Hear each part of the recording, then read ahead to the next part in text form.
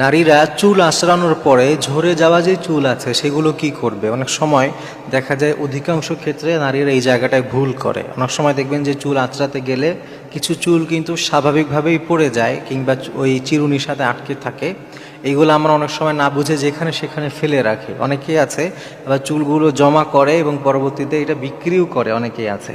মনে রাখতে হবে যে নিজের চুল বিক্রি করা এটা হারাম। কারণ আল্লাহ তাআলা পবিত্র কালামুল্লাহ মাজিদে একটা ঘোষণা দিয়েছেন, ওয়ালাকাদ কাররামনা বানি আদম। আল্লাহ তাআলা আমাদেরকে মানুষ হিসাবে সব থেকে সম্মানিত করেছেন। আর এই জন্যে মানুষের প্রত্যেকটা অঙ্গ প্রত্যঙ্গ, প্রত্যেকটা জিনিস, প্রত্যেকটা অর্গান সব কিছু আল্লাহর কাছে অত্যন্ত দামি। এই জন্য এইটাকে পণ্যের মতো বিক্রি করা ইসলামে এটা জায়েজ না, এটা হারাম। এই জন্য আপনি আপনার চুলটা বিক্রি করতে পারবেন না। আপনি যদি আপনার চুল বিক্রি করেন এটা হারাম হবে। এটা থেকে প্রথমত বেঁচে থাকবেন। আর এরপরে 2 নম্বর সব থেকে ভয়ঙ্কর একটা কাজ আমাদের নারীরা করে, সেটা হচ্ছে চুলগুলো যেখানে সেখানে ফেলে রাখে কিংবা যে কোনো একটা জায়গায় রাখে। আপনি মনে রাখবেন যে চুল দ্বারা সব থেকে বেশি মানুষের ক্ষতি করা যায় ব্ল্যাক ম্যাজিক করে। আজকে কিন্তু ঘরে ঘরে ব্ল্যাক ম্যাজিক, কালো জাদু এগুলো ছড়িয়ে পড়েছে।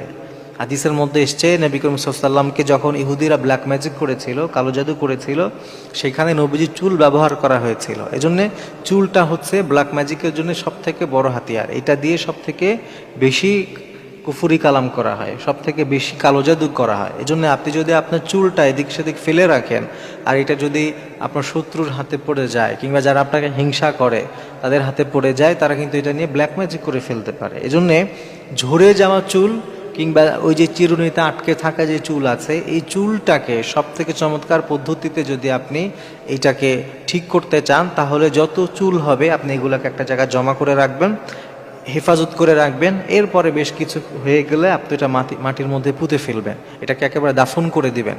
এটাই হচ্ছে সব থেকে চমৎকার পদ্ধতি। কিন্তু অনেকেই এই ব্যাপারটা বুঝতে চায় না। আপনি মনে রাখবেন যে আপনার অলসতার কারণে আপনি এদিক ওদিক চুল ছড়িয়ে রেখেছেন। এরপরে যখন বিভিন্ন কালো জাদু আর ব্ল্যাক ম্যাজিকের মধ্যে পড়ে যান, আপনি বুঝতেও পারেন না যে কিভাবে আপনাকে ব্ল্যাক ম্যাজিক করা হয়েছে। এটা যে আপনার একটা অলসতার কারণে, আপনার অসচেতনতার কারণে এটা আপনি বুঝতে পারেন না। এজন্যে সর্বোচ্চ পর্যায়ের আপনি সতর্ক হবেন এবং আপনার চুলগুলোকে হেফাজত করবেন।